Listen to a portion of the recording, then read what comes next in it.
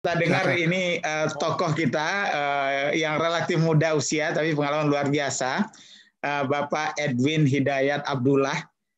Beliau ini luar biasa pendidikannya ya, pernah di McGill, pernah di Lee Kuan Yew dapat master, dan juga sempat menjadi fellow di Harvard ya. Dan saya pribadi karena waktu saya 86 bersekolah di Cornell, sebelum dapat apartemen tinggal di rumah beliau nih. Jadi saya sempat mendesakkan di kamar beliau. Waktu itu udah Taufik Abdullah menjadi dosen di Cornell, saya menjadi mahasiswa baru. Dan yang menarik beliau ini selain dari karir yang panjang ya dan juga menjadi Deputi Menteri BUMN, tapi beliau ini sangat passion dengan silat ya, dan dia berhasil mengumpulkan berbagai pendekar-pendekar se-Indonesia dulu ya. Saya pada masa udah 10 tahun yang lalu kali ya Pak Edwin ya. Nah inilah kombinasi yang sangat unik yang antara seorang entrepreneurial dengan pendidikan yang sangat established gitu ya, dan pengalaman panjang tapi juga punya passion terhadap nilai-nilai kultural kita, dan silat adalah kekayaan bangsa kita. Kita persilakan Pak Edwin. Silakan Pak Edwin. Terima kasih. Assalamualaikum warahmatullahi wabarakatuh. Waalaikumsalam. Pak Fasli, biasa manggilnya Om. Ya, tadi menyinggung sedikit nih sama Anda Burmalis mengenai sile. Memang 10 tahun yang lalu sempat menghadap Pak Fasli di Kemendikbud. Di waktu itu langsung dibilang, Edwin kenapa nggak bikin buku? 2 tahun kemudian lahir buku. Saya kasih unjuk kayak ini bukunya. Kelihatan ya? Ya, alhamdulillah ya, buku sejarah tuh. Nggak kelihatan ya di screen ya. Nah, jadi di Gramedia namanya Keajaiban Silat. Iya. Sebenarnya sile ini buku namanya kalau di Gramedia ditaruhnya di personal development, jadi untuk pengembangan.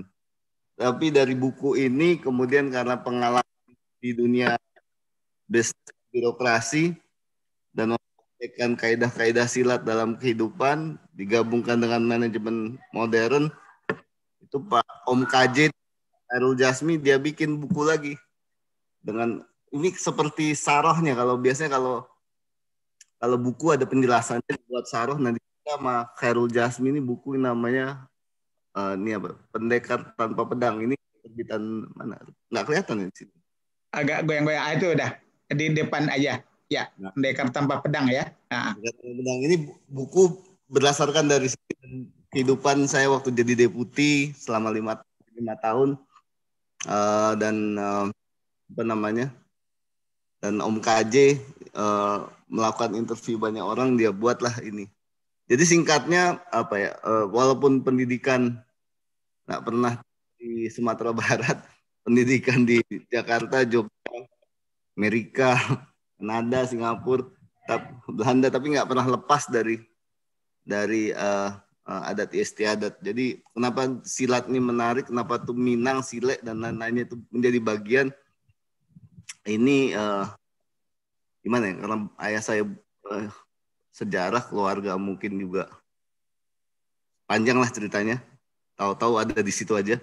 Tapi yang jelas adalah bahwa satu ya, kalau ditanya mengenai kiat-kiat, kemarin Pak Burmalis nanya, apa yang saya mau ngomong? Kiat-kiat motivasi. Saya nggak punya kiat.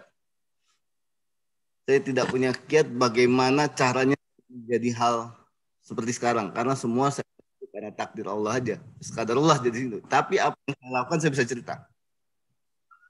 Yang saya lakukan adalah there's no distinction between yang namanya fisik ya, material, spiritual. Itu jadi satu. Jadi nggak ada yang namanya konsep materialism. Jadi bukannya material hak ya. Tidak ada yang namanya sesuatu itu lepas hanya karena berdasarkan logika. Kalau logika itu buat saya overrated. Harus ada namanya elemen rasa, batiniah itu harus ada. Itu jadi satu semua.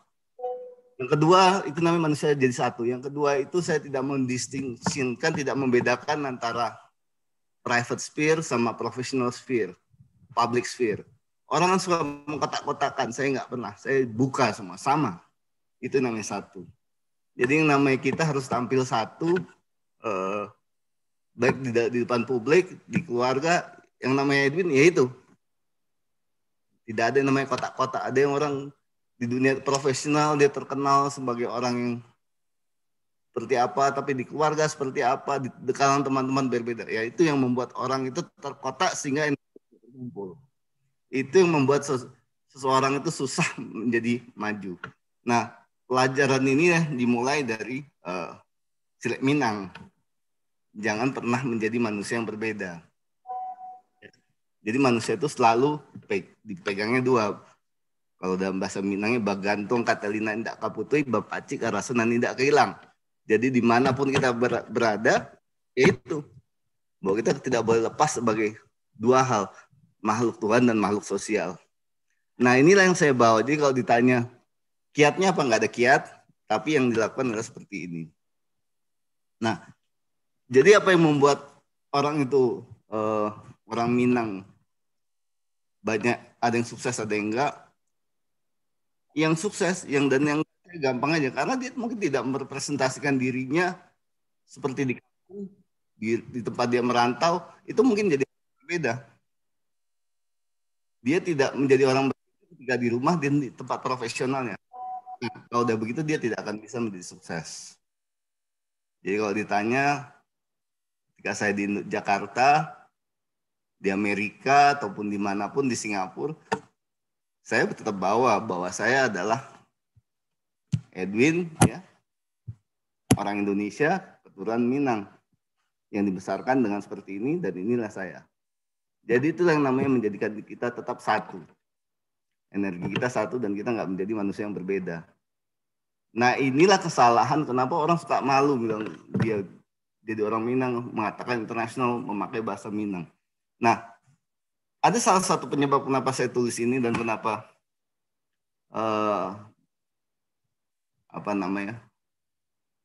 saya tidak pernah malu mengatakan orang Minang, saya tidak pernah malu mengatakan saya belajar banyak dari Silek Minang dalam kehidupan pribadi, profesional, saya saya pergunakan. Karena ternyata old wisdom dari kita ini, dari budaya Minang, dan juga itu banyak digunakan dalam teori manajemen modern. Yang paling saya senang itu melihat ada ketika bicara mengenai teori konflik. Nah, teori konflik itu dalam manajemen itu disebutkan teori konflik itu ada 4 penyebabnya. Relational, karena hubungan, ya, misalnya ayah, ibu, suami, istri, dan lain-lain. Yang kedua karena perbedaan namanya value atau embedded value, nilai-nilai, ya. Misalnya orang Muslim diajak nonton film maghrib ketika azan pasti nggak mau, dia maunya sholat. Itu bisa menimbulkan konflik. Yang ketiga itu adalah mengenai penguasaan mengenai data and knowledge, ya. Kadang kita bicara sesuatu yang terlalu muluk-muluk, canggih, bicara dengan yang makomnya berbeda, itu akan menimbulkan konflik karena ketidaksamaan dalam penguasaan data. Dan yang keempat adalah interest atau adanya kepentingan yang berbeda. Ini adalah namanya 4 konflik yang bisa terjadi. Nah, dalam budaya Minang, dalam struktur masyarakat Minang, ternyata 4 hal ini sudah dijaga untuk mereka bersatu. Misalnya apa? Untuk masalah relational, untuk menjaga keeratan, itu ada yang namanya bundo kandung. Untuk menjaga nilai-nilai, value kita tetap sama, ada yang namanya alim ulama dan nenek mama. Untuk menjaga namanya data and knowledge itu supaya bisa ter-share secara baik, itu ada yang namanya cadik pandai. Dan yang menjaga interest daripada semuanya ada yang disebut kaum muda, yang menjaga pagar kita. Nah, itu pun digunakan dalam pelajaran Silek Minang, bahwa yang penyebab konflik ini adalah 4 hal ini. Karena hal ini kenapa kita harus belajar di Sambok ke Amerika untuk mengetahui teori konflik dan untuk gimana caranya kita membedah suatu konflik. Kita hanya bisa melihat ini. Kalau orang guru saya namanya Lazuardi Malin Marajo, dia bilang, Edwin kalau mengecek konflik itu gampang dia. Yang pertama, status serangan itu dianggap ibu kita. Apakah ada perilaku kita, ya? Apakah hubungan relasional apa yang kita singgung sehingga dia marah sama kita? Yang kedua, bapak kita. Apa itu bapak? Apakah ada hal-hal yang tidak sopan di antara kita sehingga kita menyebabkan konflik? Yang ketiga adalah guru kita. Apakah karena tidak mengertian kita sehingga itu menyebabkan konflik? Yang keempat adalah saudara kita. Apakah ada hak dari saudara kita yang terambil? Jadi ketika kita menganalisis suatu konflik, orang Minang sudah mengajarkan. Tapi saya belajar untuk menyadari ini, saya harus belajar sampai ke Boston, Amerika. Saya bilang, ini pelajaran apa? Ini pelajaran yang saya dapat waktu saya belajar Sile. Nah, ini yang ditinggalkan sama orang Minang. Ya.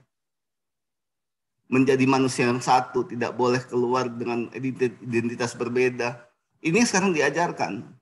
Gimana how to achieve success itu pertama kali nggak boleh jadi manusia yang berbeda di rumah, di kantor, di tempat berdagang, dengan kawan. Nggak boleh kita jadi manusia yang berbeda. Harus satu.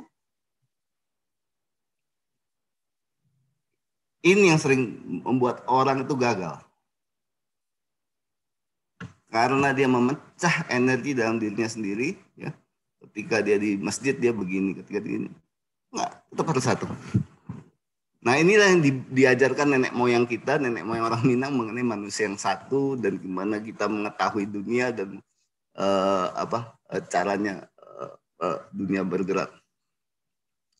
Nah dari banyak hal itu bahwa yang pesan saya pertama kali ya setelah ini ya saya pesan saya nomor satu, don't deprive yourself from your origins.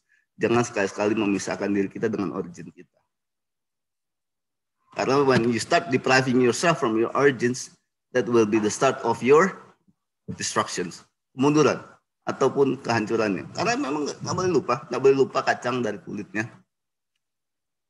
Ini yang harus kita pahami, yang harus dijalankan. Nah ini saya sih nggak bisa panjang ya. Kalau mau panjang ya habis waktu. Tapi kalau mau buku mungkin saya sekarang. Tapi kalau mau kenal sama Om KJ, Khairul Jati, mungkin dia masih punya. Jadi berbagai hal mengenai modern dikaitkan dengan namanya wisdomnya orang Minangkabau, ya. Orang Minang sebagian ada dalam pelajaran itu ada di buku Om KJ, Khairul Jati. Nggak tahu dia ada diundang ke sini nggak sama Pak Burmalis. Saya kira demikian ya. Terima kasih. Assalamualaikum. Waalaikumsalam warahmatullahi wabarakatuh. Ini sudah intisari kaji nih ya. Kalau dalam agama udah makrifatnya nih ya. Dan perlu kita cerna lebih jauh nanti nih. Dan juga mungkin kepada Fakultas Ekonomi dan Bisnis di Sumatera Barat, baik di UNAN, di UNV, di Bung Hatta, perlu kita adakan dialog ini nanti Pak Edwin ya.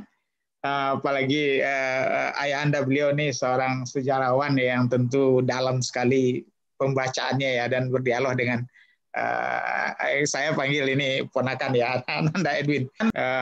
Baik, kita lanjut kepada para narasumber yang mungkin sudah membaca chatting dan juga sudah mempunyai ide yang mau ditambahkan. Kita mulai aja dari Pak Edwin Hidayat dulu. Ya, kami persilakan Pak Edwin. Ada enggak tambahan statement terakhir atau kalau tadi Pak Edwin sempat melihat chatting, ada enggak yang ditanyakan langsung? Kalau enggak closing statement lah dari Pak Edwin, terus nanti kita lanjut pada Pak Iman dan seterusnya. Kami persilakan Pak Edwin. Terima kasih. Jadi kalau saya gini ya, kita boleh saja ya jadi diaspora dimanapun, apapun ya, mendapatkan ilmu dari mana saja. Tapi tolong kita coba lihat di origin kita, dari keaslian kita. Nah, terkadang orang itu being a global citizen doesn't mean that you don't have to know your origin. Kita semua, saya dan anak-anak saya mengatakan kita global citizens. Warga negara Indonesia, global citizens, tapi asal dari Minang. That's satu kesatuan. Jangan kita berkata bahwa kita ada global citizens, Tapi kita lupa bahwa kita origin kita adalah orang Minang. Mengatakan kita warga negara Indonesia, tapi kita Indonesia sentris iya. Tapi kita lupa our own culture dari Minang. Kita tidak boleh lupa.